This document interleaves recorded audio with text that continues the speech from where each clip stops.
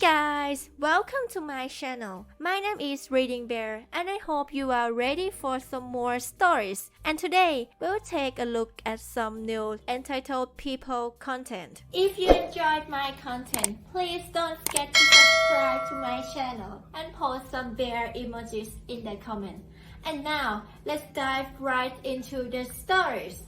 The first story is titled, Neighbor Built Wall in My Driveway and Blocked Access to My Property. A little over a year ago my husband and I found the cutest property close to all of our friends' favorite hangout bars and restaurants. It's located in a neighborhood close to this recently blossoming part of the city and we got it for a steal. My mother always taught me to use manners and introduce myself to the neighbors. Our neighbors to the west were another young couple enjoying the up-and-coming area and we clicked with them right away. Then we met our neighbor to the east, named Julie. She's a little older than us and a single woman. She seemed really sweet and I had no issues with her at all. Although, she did mention something to me fleetingly as we parted ways. She said something to the effect of, just make sure to talk to me before doing any work to my side yard. I'll admit, I thought it was strange but decided to let it go, but the more I thought about it the more confused I was. Her side yard was a very small portion of grass, which was close to 5 feet across and the rest was ours, a little over twice that much. When looking at the front of the house, our driveway extended into the area that she called her side yard, but it stopped when you approached the backyard, where there was grass. Our backyards were obviously adjacent to hers and she had to walk onto our side of the property in order to access her backyard. We didn't mind this, she would have to rebuild her fence and gate in order to change it. We didn't see any reason to fight with Julie about it at the time and thought that we'd let things pass as long as she was respectful. This was unfortunately a mistake on our part because a lawyer friend pointed out later that she was likely going to keep this up long enough to document herself using our yard so that she could steal the property from underneath us. Something called adverse possession. Things were okay for a while until we decided to have the driveway paved. Before it was some old, pushed down gravel and some grass, but we wanted to have a nicely paved drive. This meant that we had to have the property marked for the concrete. I wanted to be certain of the property lines, so I hired a surveyor to clearly identify and mark what was our land and what was Julie's. Just as we suspected, we were correct. Julie's property was a little less than 5 feet, and the rest was ours. The day the concrete crew came was truly a beautiful May morning. I was enjoying my tea in my new sundress and was idly observing the guys setting up to lay the concrete when I heard Julie come marching out of her front door. She skirted around the crew and walked up to me on the porch swing. "What do you think you're doing with my side yard?" Her face was flushed, and her brow was pinched into a scowl. She stood with her hands on her hips and looked up at me over the porch railing. I mimicked her stance and said calmly, "It's actually mostly my yard and I wanted to pave my driveway. I had a surveyor come out and tell me exactly what is mine and what is yours, so there should be no issues." Surprisingly, instead of her getting angry, she seemed to settle down. "Oh, I see. Well, all you had to do was talk to me, you know. That's all I ask." While she had calmed down, I still didn't trust it. She had a mischievous look in her eye as she turned around to leave. Things seemed to return to cordial times for about a month and I began to lose my suspicion that she was up to something. Until one day, my husband and I both returned home from work to find our driveway taken over by a silly-looking landscaping wall. To fit in the driveway, we had to put our driver's side tires all the way into our yard, which was sloped and awkward to maneuver safely. It's a good thing we didn't have passengers because they would have had to crawl across to the other side to get out. My husband was fuming and I was pissed too, but I knew that this wouldn't end up being an issue at all. We are easily without our legal right to destroy her landscaping wall and I might even put up my own fence to make it even worse for her. We didn't even have to go over to her place to confront her as she was already patiently waiting outside, probably trying to record our reactions. I walked around the fence and nearly ran into her, demanding that she tell me why she did this. To which she just smiled and said that she thought it looked nice. "It's not even on your property." My husband was pissed. "Oh, it's not? My other neighbor and I used to just share the side yard and they didn't have an issue. It's right where we just had the driveway paved. It's literally on the concrete." She continued to feign ignorance and act as if she didn't know that this would cause a problem. "Please, have it taken down." I was proud of my husband for staying strong and not snapping too badly at our older neighbor. I can't help but not get too upset since she acts as if she's sort of clueless, but I agree with hubby, it just seems suspicious. A few days later Julie had the landscaping wall removed, but it did take me another time to ask her, by myself, before she went ahead with it, grumbling under her breath about how we were going to ruin the neighborhood's character or some crap like that. Again, a few weeks passed and only some subtle annoying things were happening with Julie. Like she put her trash cans and blocked over half of our driveway, so my husband had to move them to leave for work in the morning. That happened a few weeks in a row, but she eventually stopped. Then she started letting her 2 little fluffy dogs shit in the infamous side yard, causing my husband to hilariously slip and fall on a fresh turd one foggy, cold morning. Yeah, I felt bad for laughing, but come on, that's one of those things you can't help but tease your spouse about for a while. At that point, the husband had had enough of Julie and her little dog's shit. Literally. And he hired a fencing crew to come out and build a huge privacy fence, even further over than the driveway was. Don't worry though, we're still on our property. My husband called it the spite fence, and he relished every moment of it being built. Sometimes even sitting on the porch swing and watching them as the view of Julie's house got smaller and smaller. I didn't realize until it was completely finished that he had even paid for them to build the fence all the way to the backyard. This ended up cutting off her access to her yard. Well, technically she could get to her fence, but it was really a tight squeeze and she wasn't a small woman, plus the door couldn't open all the way now either. She ended up kicking the fence and screaming at us through it, saying that she would sue us for this and she would get the property line reduced just as a "screw you." Well, needless to say, that didn't work. She tried to sue us, kind of. She started the process and had a lawyer, allegedly, and even sent paperwork to our door. Only for the case to be dismissed before it even made it to a courtroom. I will say that the spite fence may be a bit of an eyesore and I am not its biggest fan, and I know that some of the other neighbors think that it was a little unnecessary. It at least keeps someone from trying to steal our property. Plus, it makes my husband feel better. The next story is titled, DMV took away my license because of a medical condition I don't have. A few days ago, I got a notice in the mail that my license has been recalled and I must surrender it to the state because they received a report that I have a seizure disorder.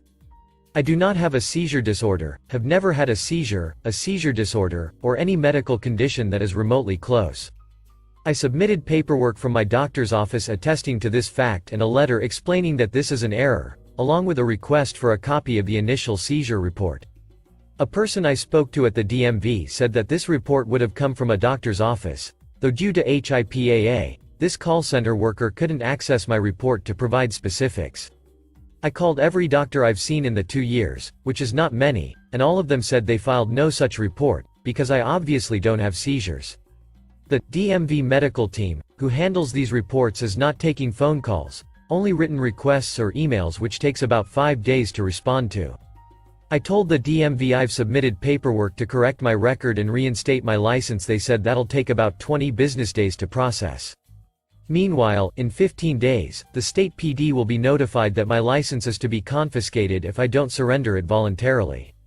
So during this time, I can't get myself to work, can't drive, and I have a pregnant wife who can go into labor any day now. Do I have any legal recourse here? Anything I can do other than wait it out? What the hell do I even do? Update. I ended up filing an appeal with my state court to have my license reinstated with a letter from my doctor stating that I was clear to drive and had no seizure disorder. I've been able to drive, because when your active license is pending appeal, you're allowed to drive until your hearing. A few weeks after receiving the notice to appear in court, the DMV sent me a letter saying my license was reinstated and that the suspension was removed from my record. I sent a letter back asking for the original report that caused the suspension, but never got it. This week I had my court hearing, which lasted about 60 seconds. Because the state showed my license had already been reinstated and my record cleared, the judge declared the case was moot, said, "Congratulations," and sent me on my way. Before the hearing, I spoke with the opposing attorney for the state and asked him why or how this could have happened. He didn't know for my particular case. It seemed like once he saw that my problem had been resolved, he didn't look into it much further than that. I asked for a copy of the original report. He said he didn't have it. So how did this stupid conspiracy happen? My theory at first was DMV error because DMV, but after going through all of my papers, doctor's notes, etc., I don't think that was it. My only doctor's appointment in the 6 months before I lost my license was with a checkup with my sleep doctor. In my chart they listed I had narcolepsy. I have sleep apnea. Didn't notice at the time of my appointment. I called my insurance and the doctor and they swore that they didn't file a report and said that that's just not something we do. My doctor's office is under the umbrella of a larger organization, so maybe the doctor's office didn't but the organization did. So that's my best guess. Something about that new incorrect diagnosis ended up at the State Department of Transportation. Had to pay court fees and miss 2 days of work. But it's done with. The next story is entitled Customer Complaining Her Car Stinks. Wanted me to wash it again. I work in an auto body shop as basically a shop hand. I clean the cars inside and out after the repairs are done, do landscaping and janitorial work as well as parts receiving and other menial tasks. I keep very busy, get along with everyone there and am dedicated to getting the job done right and making the customers happy. Unfortunately, there's just no pleasing some people. 3 weeks ago, a customer came in with a Hyundai Elantra with damage to the passenger side fender and both doors. The car was stripped down and it had no doors on it until it was put back together. We were bringing it in and out of the building every day until then. The interior was pretty dirty to begin with, but without doors, it got worse. Bondo dust had settled all over it inside and out. This is not a problem to clean. When the car was ready for washing, the first thing I do is use an air hose and blow out the interior. Then I vacuum the entire car, wipe down the panels and upholstery with multi-purpose cleaner and rag, wash the windows, wash the exterior and towel dry it. We're not a detail shop, but I take pride in my work, and I do my best to please my boss and the customers. Only one problem with this car and I never noticed until it was back together: it reeked of wet dog. This is something beyond my control and have had to deal with in other vehicles. Despite this, I never got backlash from a customer about this until today. I finished this car first thing this morning and parked it in with the completed vehicles. About 3 hours later, I'm washing a Dodge Charger and a car with 2 people pull in. The passenger gets out, heads for the office, and the car leaves. I had just finished the Charger and backed into the space next to the Elantra when the passenger comes back out and walks to the Elantra. I get out of the car and start going to the office when she yells, "Hey, did you clean this car?" I said, "Yes ma'am." She says, "Well, you didn't do good enough. It smells really bad. What did you use for soap? Shit?" I said, "I'm sorry ma'am, but that odor is from your dog. I can't get that smell out of your car." She goes on saying, "My dog doesn't smell that bad. I never noticed that smell before. You should have put some air fresheners in my car. I'm going to tell your boss to have you wash it again." I gave her a blank look. I was thinking, you can't be fucking serious. You finally get your car back after 3 weeks and you're going to complain about your own dog's stink? You can go duck yourself. But of course, saying this would end up getting me in the hot seat with my boss. So with a slightly pissed off tone I said, "I'll come with you and see what he wants me to do." We go in the office and she explains about the smell. I explained that the car was obviously like this before it got here and there's absolutely no way I can get that odor out of the car without shampooing the entire upholstery. My boss, who is a cool as hell, says, "I'm not going to have him wash the car again, but if you want, I know a detail shop about 5 blocks over and they'll do the job for $500. Off she goes. Are you crazy?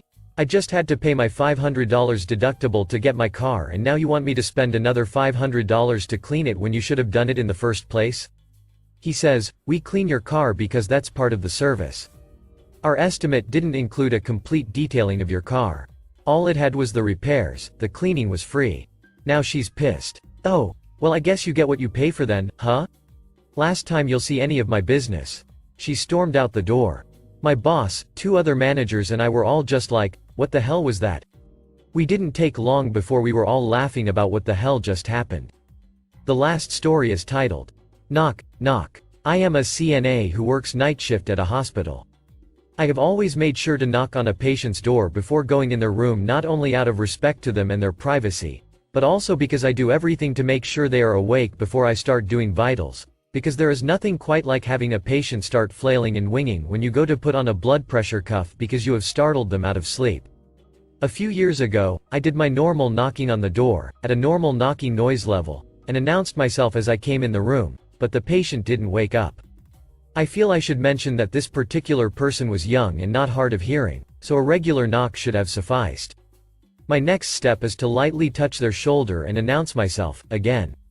This startled them awake and they went off on me that I needed to knock before coming in. I apologized and let them know that I had knocked, but it must not have woke them. Their response was, well then, you need to knock louder. After they were done bitching about the knocking, they demanded some juice. I went to get what they had requested and when I came back I knocked on their door with what could best be described as just less than pounding. After all, they had told me to knock louder. Apparently, they didn't like that, either, and they fired me. I was fine with that, they'd been rude and demanding all night so I was fine with not having to go back in their room anymore. Thank you for listening.